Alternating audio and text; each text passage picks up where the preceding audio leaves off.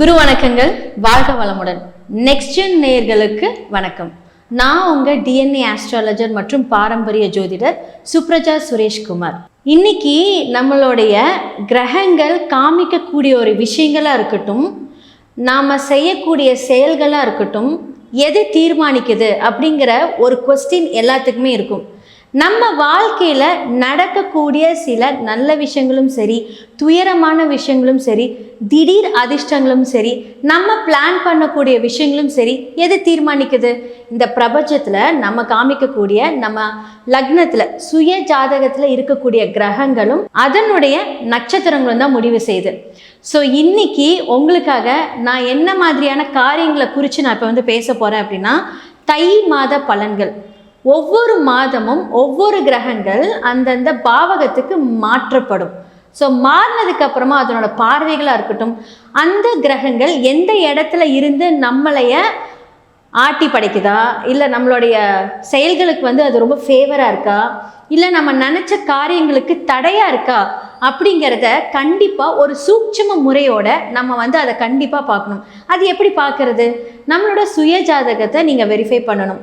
So கோச்சார பலன்கள் எந்த பார்வையிலையோ எந்த பாவகத்திலேயோ இருக்குதோ அது நம்மளுடைய லக்னத்தில் இருந்து அதை நம்ம கிளாரிஃபை பண்ணிக்கணும். கிளாரிஃபை பண்ணுறதோட மட்டும் இல்லாமல் அதுக்கான சிறந்த வழிபாடுகளையும் சிறந்த பரிகாரங்களும்.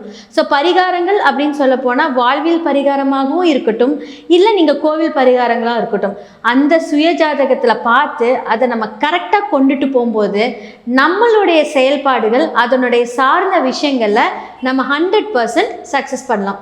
ஸோ இன்னைக்கு தை மாத பலன்களாக மேஷ ராசியிலிருந்து மீன ராசி வரைக்கும் உண்டான பலன்களை பார்க்கலாம். இந்த 2026 நம்ம பார்க்கக்கூடிய தை மாத பலன்களில் துலாம் ராசி மற்றும் லக்னத்தை பற்றி தான் நம்ம பார்க்க போகிறோம். நிறைய கனவுகள் நிறைந்த துலாம் ராசிக்காரங்க, ஏன்னா 5ல் ராகு இல்லையா, அப்போது நிறைய கற்பனைகளை கொடுத்துக்கிட்டே இருப்பார். டபுள் ராகு வேலை செஞ்சுக்கிட்டே இருக்குது. நாம் ஒரு சின்ன விஷயம் நினச்சாலும் அதை பெருசாக பண்ணலாம். ஆனால் உங்களுக்கு அது போய் என்ன ஆகும் அப்படின்னா நினச்சிக்கிட்டே தான் இருக்கணும். நீங்கள் செயல்களில் இறங்கும்போது ராகுவோட இன்ஃப்ளூயன்ஸ் உங்களை தடுத்து அது பிரச்சனையில் போய் முடியும். ஸோ முடிஞ்ச அளவுக்கு கற்பனை திறன்களை இப்போ நீங்கள் எது பண்ணாலுமே, ஒரு இன்வெஸ்ட்மெண்ட் பண்ணாலும் சரி, நம்ம உடனே நம்ம பெரிய ஆள் ஆகிடுவோம். ஏன்னா ராகு அந்த மாதிரி 5ஆம் இடத்துல இருந்து கொடுப்பார். குலதெய்வ வழிபாடுகளை இப்போ கொஞ்சம் கட் பண்ணுவார். கோயிலுக்கு போகிற விஷயங்கள் எல்லாமே போக முடியாத மாதிரி. இப்போ நிறைய பேர் வீட்டில் விளக்கேற்றிட்டே இருப்பீங்க, 5ஆம் இடத்துல ராகு வரும்போது அந்த விளக்கேற்றுற ஒரு விஷயத்தை கூட தடுப்பார். நீங்கள் யோசிச்சு பாருங்கள், நம்ம ஒரு விஷயத்தை ரெகுலராக பண்ணிட்டு வருவோம். இந்த ராகு பார்த்தீங்க இந்த வருடத்தில் மாறும்போது உங்களுக்கு அந்த பிரச்சனைகளை எந்த அளவுக்கு கொடுத்துருப்பாரு அப்படிங்கிறது நீங்கள் யோசிச்சு பார்த்தீங்கனாலே தெரியும். ஏன்னா ராகு அப்படிங்கிறவர் அவரோட நிலைகள்லேருந்து அந்த கிரகத்தை ஈக்குவார். அதனால தான் பார்த்தீங்க அப்படின்னா எப்போவுமே நம்மளோட எண்ணங்கள் மேலே கீழேன்னா நம்மளுடைய மனதில் போய் ராகு உட்காரும்போது அது எப்படி இன்ஃப்ளூயன்ஸ் பண்ணுவாருன்னு பாருங்கள். காலையில் ஒரு மாதிரி இருப்பீங்க, நைட் உட்காந்து அழுதுட்டு இருப்பீங்க, அடுத்த நாள் காலையில் அதை மறந்துட்டு சந்தோஷமாக இருப்பீங்க. ஏன்னா அந்த மாதிரியான ஒரு மேனிப்புலேஷனை கொடுப்பாரு. அதே மாதிரி இஷ்ட தெய்வமாக இருக்கட்டும், நீங்கள் ஒரு கடவுளை நல்லா கும்பிட்டுட்டே இருப்பீங்க, அந்த கடவுளே இப்போ மறந்துடுவீங்க. ஏன்னா சில நட்சத்திரத்துக்கும் சில லக்னக்காரர்களுக்கும் சில வேதை நட்சத்திரத்துக்கு உண்டான கிரக கடவுள் அப்படிங்கிறது பார்த்தீங்க அப்படின்னா இப்போ எதிரியாக இருப்பாங்க. அப்போ நீங்கள் அந்த கோயிலுக்கு என்னதான் போய் நீங்கள் உங்களோட வேண்டுதல்களை செஞ்சாலும் இப்போ அதை நெகட்டிவாக தான் கொண்டுட்டு போகும். அப்போ நம்ம என்னதான் பண்ணுறது அப்படிங்கிறது உங்கள் சுயஜாதகத்தை பார்த்து, இந்த ராகு இன்ஃப்ளூயன்ஸ் 5ல் ராகு இருந்தாலே பார்த்தீங்க அப்படின்னா ஜாக்கிரதையாக இருக்கணும். அதே மாதிரி கூட யாராவது தொடர்பு உங்களோட சுய ஜாதகத்தில் 5ஆம் இடத்துல இருக்கக்கூடிய கிரகங்கள் மேலே இந்த ராகு ட்ராவல் பண்ணும்போது, உதாரணமாக இப்போ 2ஆம் இடத்துல இருக்கிற செவ்வாய் கோச்சாரத்தில் பார்த்தீங்கன்னா 3ல் போய் மறைஞ்சிருக்கு. அப்படிங்கிற பட்சத்தில் உங்களோட குடும்பத்தில் உங்களோட கணவர் உங்களோட தள்ளி இருக்கலாம்.